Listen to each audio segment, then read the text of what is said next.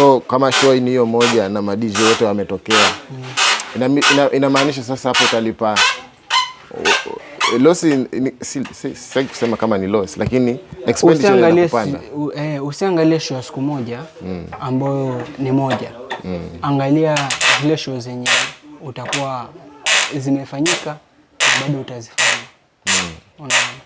Usipoteze mtu kwa sababu ya kazi siku moja. Okay. Na sasa kwa vile biashara yenyewe nayo ni ya competition, kuna madisco mengine ambayo mna compete nao.